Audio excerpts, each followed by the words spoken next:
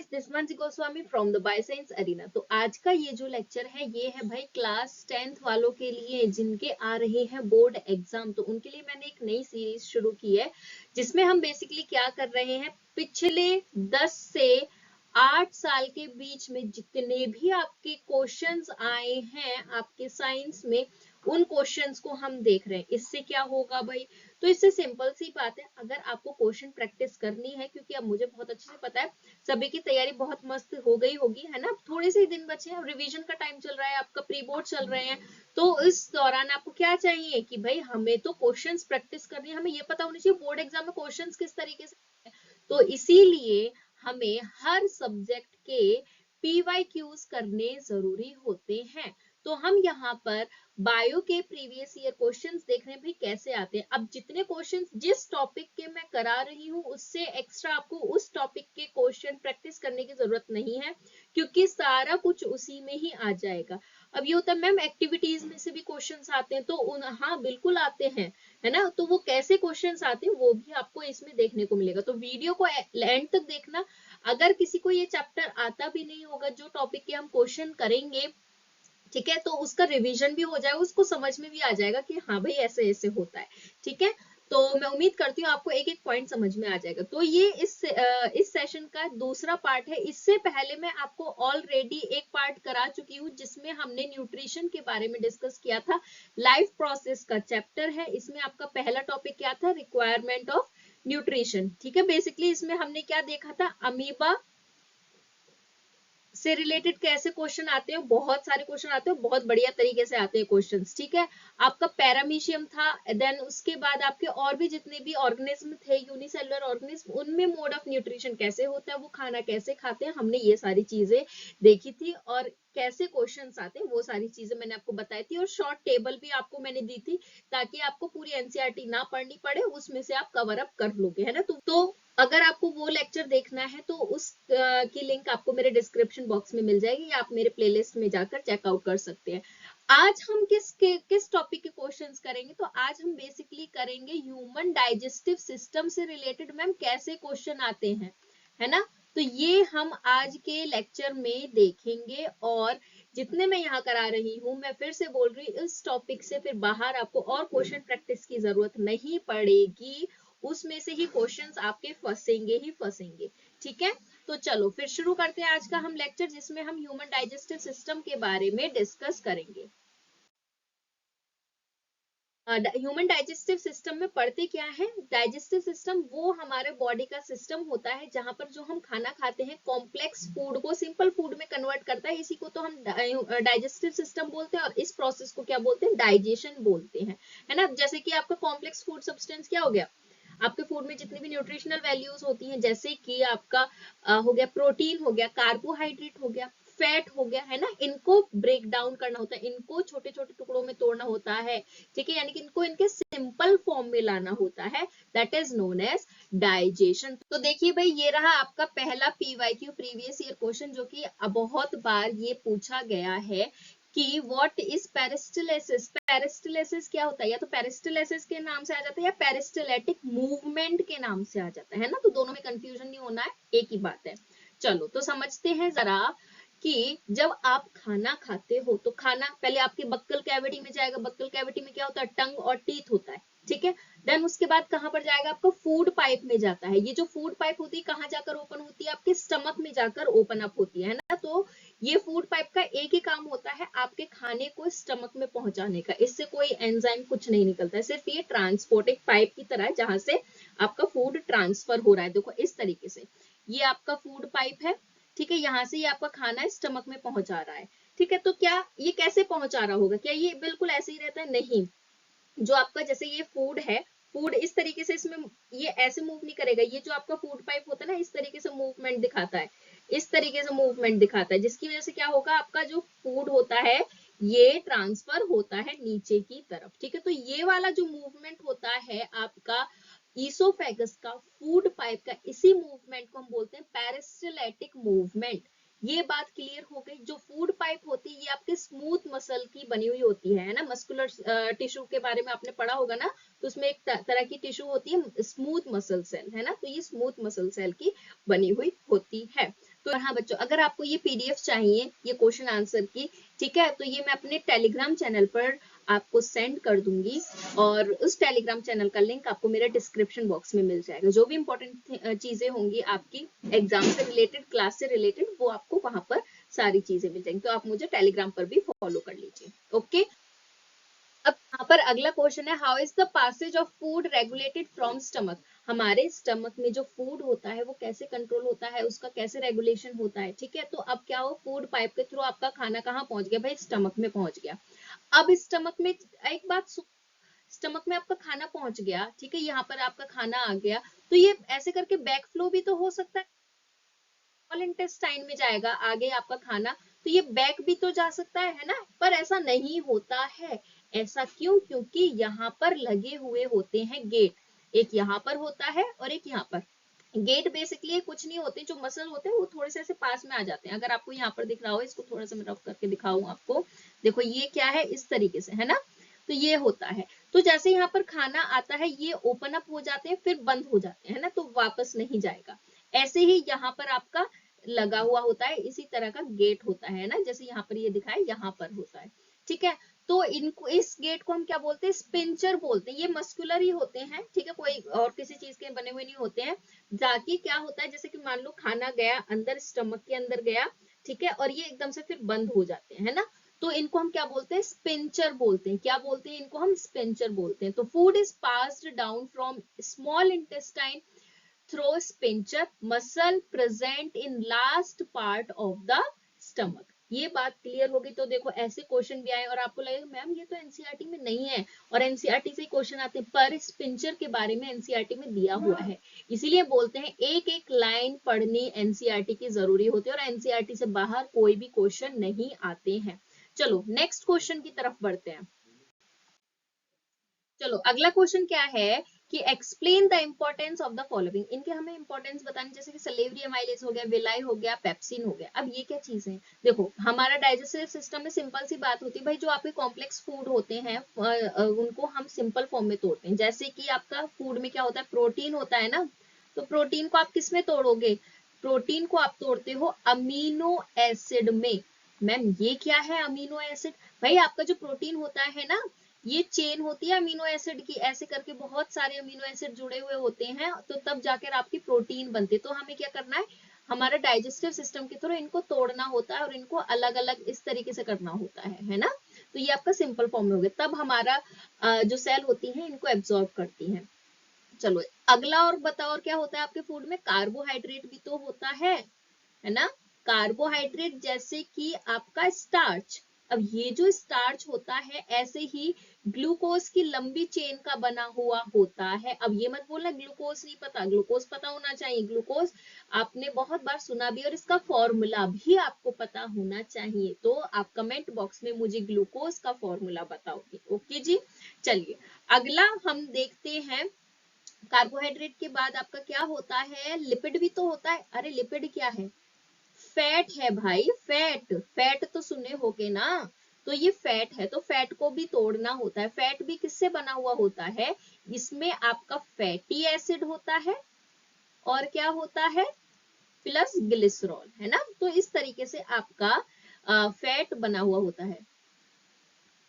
ये बात क्लियर है। तो इनको हमें सिंपल फॉर्म में तोड़ना होता है। तो ये क्या अपने आप टूट जाते नहीं, एंजाइम की मदद लगती है भाई। एंजाइम बेसिकली क्या करते हैं, ये प्रोसेस को, डाइजेशन के प्रोसेस को थोड़ा कम कर देते हैं, है ना, यानी कि स्पीड को बढ़ा देते हैं, तो ताकि ये जो प्रोसेस है कम टाइम में हो जाए। ठीक है, तो ये कौन कौन से एंजाइम होते हैं, किसको तोड़ते हैं, ये आपको बिल्कुल बिल्कुल पता होना चाहिए। तो इसमें सबसे पहले है आपका जो पूछा गया था अमाइलेज के बारे में।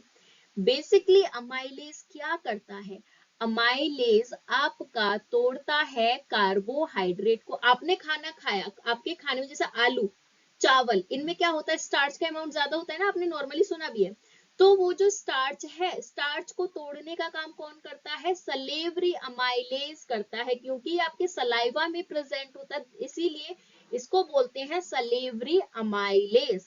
ठीक है, चलो पेप्सिन क्या करता है भाई, पेप्सिन आपके स्टमक में होता है, पेप्सिन प्रोटीन को तोड़ता है। पेप्सिन किसको तोड़ेगा, प्रोटीन को तोड़ता है। तो इनका मैंने आंसर लिखा है, तो देखिए जरा, पहले आपका सलेवरी अमाइलेज, ठीक है। तो सलेवरी अमाइलेज क्या करता है, ये एक एंजाइम होता है जो कि आपके सलाइवा में प्रेजेंट होता है। सलेवरी ग्लैंड के थ्रू ये सीक्रेट होता है। सलेवरी ग्लैंड क्या होता है, वो ग्लैंड जहां से आपका सलाइवा निकलता है, और सलाइवा में ही आपका अमाइलेज एंजाइम प्रेजेंट होता है। It digest starch as I told you.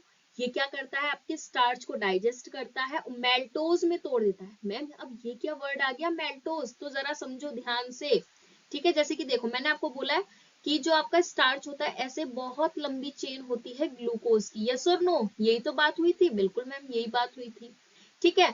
तो इस तरीके से ये बहुत लंबी चेन होती है।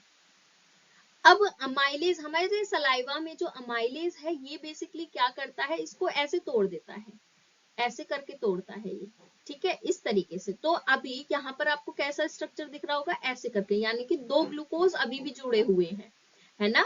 तो जब दो ग्लूकोज जुड़े हुए रह जाते हैं, इन्हीं को हम क्या बोलते हैं, मेल्टोज बोलते हैं। क्या बोलते हैं बच्चों, मेल्टोज बोलते हैं। अभी स्टार्च का कंप्लीट डाइजेशन नहीं हुआ है, ये कब होगा, जब यहां से भी ये बॉन्ड टूटेंगे और ये आपका अलग अलग हो जाएंगे, तब ग्लूकोज बनेगा, है ना। तो स्टार्च का डाइजेशन आपके माउथ से शुरू हो जाता है, बट कंप्लीट डाइजेशन नहीं होता है, वो कहां पर होगा, आपका स्टमक स्मॉल इंटेस्टाइन में जाके होगा, ठीक है। तो मेल्टोज समझ में आ गया होगा। Thereby starting the digestion of carbohydrate का कहां होता है, आपके बक्कल कैविटी में ही शुरू हो जाता है, ठीक है। अगला आपसे पूछा गया था पेप्सिन का क्या होता है भाई, तो पेप्सिन आपका कहां से रिलीज होता है, गैस्ट्रिक ग्लैंड से रिलीज होता है, और ये रेस्पॉन्सिबल होता है for the digestion of protein. किसको तोड़ता है, ये प्रोटीन को तोड़ता है, कहां पर, स्टमक में। ये बात क्लियर हो गई, ठीक है। तो पेप्सिन के बारे में भी आपको पता होना चाहिए। आप इतना ही लिख कर आओगे तो भी आपको फुल मार्क्स मिलेंगे पेप्सिन के फंक्शन के लिए, ठीक है, तो कोई दिक्कत वाली बात नहीं है। चलो आगे बढ़ते हैं, क्योंकि ये वाला जो क्वेश्चन है ये आपका इसका नहीं, ये दूसरा है, ठीक है ना। तो अब आती है बात विलाई की। विलाई कहाँ प्रेजेंट होती है, अरे स्मॉल इंटेस्टाइन का स्ट्रक्चर कुछ याद है, कैसा होता है, तो देखो आपका जो स्मॉल इंटेस्टाइन है, जैसे कि ये ऐसे पाइप ही तो होती है इस तरीके से। अब मैं अंदर का बना रही हूँ, है ना, अंदर स्मॉल इंटेस्टाइन कैसा दिखता है, तो बेसिकली इस तरीके से होता है ना। तो छोटे छोटे ये इस तरीके से फिंगर लाइक प्रोजेक्शन होते हैं आपके स्मॉल इंटेस्टाइन में, और इसमें आपका ब्लड वेसल ऐसे जाता है, ये आपका ब्लड वेसल्स होते हैं। और फूड कहाँ होगा, पूरा कंप्लीटली डाइजेस्टेड फूड आपके स्मॉल इंटेस्टाइन के ऊपर ऐसे पड़ा हुआ है ना, पूरा कंप्लीटली डाइजेस्टेड फूड है, प्रोटीन, लिपिड और आपका कार्बोहाइड्रेट, ये सब बिल्कुल टूट चुके हैं, सिंपल फॉर्म में हो चुके हैं, ठीक है। तो अब दूसरी बारी क्या होती है, डाइजेशन के बाद इस फूड को ब्लड लेता है और ट्रांसपोर्ट करता है हमारी बॉडी के हर सेल में। तो क्या होगा, ये जो विलाई होती है, इसमें जो ब्लड कैपिलरीज होती है, ये इस डाइजेस्टेड फूड को क्या करेगी, एब्जॉर्ब करेगी। क्या करेगी, डाइजेस्टेड फूड को एब्जॉर्ब करती है, जैसे ग्लूकोज को करा, अमीनो एसिड को करा, है ना, ग्लिसरॉल को करा, फैटी एसिड को करा, इनको क्या करेगी, एब्जॉर्ब करेगी, फिर हमारे पूरी सेल में जहां जहां जरूरत है वहां पर ट्रांसपोर्ट कर देती है। ये हम पढ़ते हैं ट्रांसपोर्टेशन में, ठीक है। तो अब ये विलाइज जो है मैम, ये से अंदर से ऐसे ही क्यों है, हमारे स्मॉल इंटेस्टाइन ऐसे सिंपल भी तो हो सकता है ना, तो ये ऐसा क्यों बना है, तो इसका सिंपल सा जवाब है, जितना ज्यादा एरिया होगा उतना ज्यादा ही हमारा फूड एब्जॉर्ब होगा। तो ये जो फिंगर लाइक प्रोजेक्शन होती है, यानी कि जो विलाई होती है, ये सरफेस एरिया को बढ़ा देती है स्मॉल इंटेस्टाइन के, जिसकी वजह से ज्यादा फूड एब्जॉर्ब हो सकता है। तो देखो कितने अच्छे तरीके से भगवान जी ने हमारे शरीर को बनाया है ना, हर चीज हिसाब से लॉजिकली बनाया है, ठीक है। तो ये हो गया आपका विलाई का फंक्शन, और यही चीज यहाँ पर लिखी गई है। क्या लिखा हुआ है, they increase the surface area for absorption of digested food into the blood. I hope आपको ये बात क्लियर हो गई होगी, ठीक है। चलो नेक्स्ट क्वेश्चन की तरफ बढ़ते हैं। यहाँ पर हम एक चीज देखते हैं, आपके ना में ही एनसीईआरटी में एक एक्टिविटी दी हुई है ना, आयोडीन सॉल्यूशन, सलाइवा, स्टार्च, ऐसे करके कुछ होगा, है ना। तो उससे भी क्वेश्चन आता है और बहुत बार आया है, तो पहले उस एक्टिविटी को समझ लेते हैं, फिर उसके बाद हम इसको आगे पढ़ेंगे, ठीक है, और कैसे क्वेश्चन आते हैं फिर वो देखेंगे। तो आपको क्या करना है, आपको सिंपली कुछ नहीं करना, आपके पास दो सोल्यूशन है, सोल्यूशन बीकर है, दोनों बीकर में आप क्या करोगे, सबसे पहले स्टार्च डाल दोगे। ठीक है, नाम दे देते हैं हम बीकर को, इसको ए बोल देते हैं, इसको बी बोल देते हैं बीकर। दोनों में आपने स्टार्च सॉल्यूशन डाल दिया, 1-1 ml फॉर सपोज आपने डाल दिया। ठीक है, अब उसके बाद क्या करोगे, स्टार्च सॉल्यूशन डालने के बाद इसमें आप सलाइवा ऐड करोगे। सलाइवा कहाँ से लेकर आएंगे भैया, लेकर आने की क्या जरूरत है, सलाइवा आपके माउथ में इतना सारा है। ठीक है, तो फिर वो ही सलाइवा लो। ठीक है, और एक बीकर में डाल दो सिर्फ, मान लो फॉर सपोज आपने इस वाले बीकर में सलाइवा डाल दिया। ये बात क्लियर होगी। अब आप इसको 20 से 30 मिनट तक के लिए रोक दो, मतलब अब इसको छेड़ो मत, इसको ऐसे ही रख दो। अब उसके बाद आपको क्या करना है, फिर इसके बाद डालना है आपको आयोडीन का सोल्यूशन। ठीक है, नॉर्मली आपके स्कूल के लैब में मिल जाता है। ठीक है, आयोडीन सोल्यूशन आप दोनों टेस्ट ट्यूब में डालोगे। ठीक है, अब आपको कुछ ऑब्जर्वेशन देखने को मिलेगा, कुछ चेंजेस देखने को मिलेंगे। कैसे चेंजेस देखने को मिलेंगे कि भाई जिसमें आपने सलाइवा डाला था ना, तो वो तो सोल्यूशन आपका ऐसे ही है, इसमें कोई चेंज नहीं आया है। लेकिन जिसमें आपने सलाइवा नहीं डाला था उसका तो कलर ही चेंज हो गया।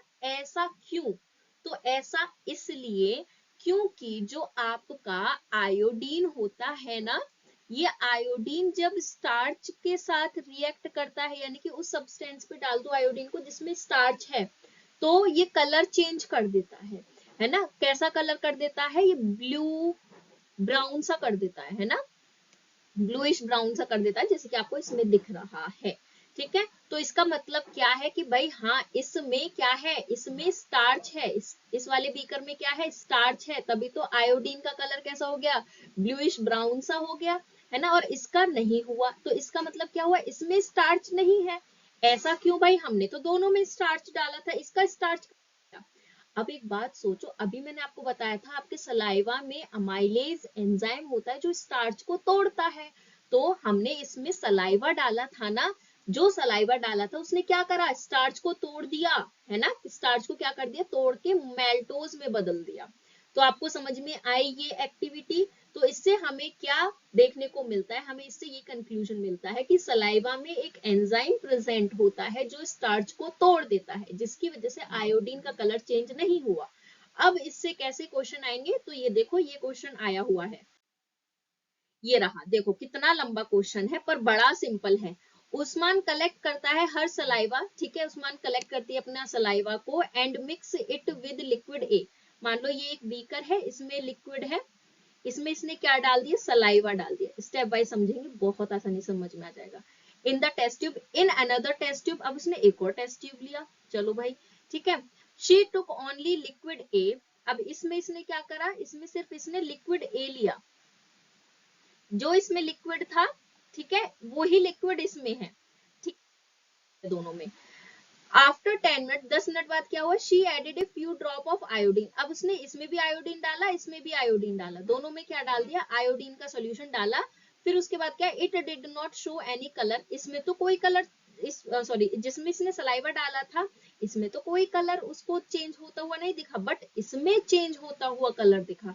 ऐसा ही तो अभी एक्टिविटी थी, वही एक्टिविटी बिल्कुल वालों ने रख दी है ना। तो इसमें आपको क्वेश्चन क्या पूछा, तो ये देखो, what is the aim of this activity, इस एक्टिविटी का क्या एम था। अभी तो आपको मैंने कंक्लूजन बताया कि सलाइवा में एंजाइम प्रेजेंट होता है, वो एंजाइम स्टार्च को तोड़ देता है, ठीक है। और वो लिक्विड ए क्या था, अभी पीछे जाओ थोड़ा, लिक्विड ए क्या था भाई बताओ फटाफट से, वो लिक्विड आपका सिंपली क्या था, स्टार्च सॉल्यूशन था भाई, स्टार्च, तभी तो किसमें कलर चेंज हो गया था उसका, ब्लू ब्लैक में कलर चेंज हो गया था, है ना। तो ये दो क्वेश्चन हो गया। तीसरा question, why did the first test tube not show any colour change, ये जो आपका ये वाला फर्स्ट टेस्ट ट्यूब था, इसका कोई कलर चेंज क्यों नहीं हुआ।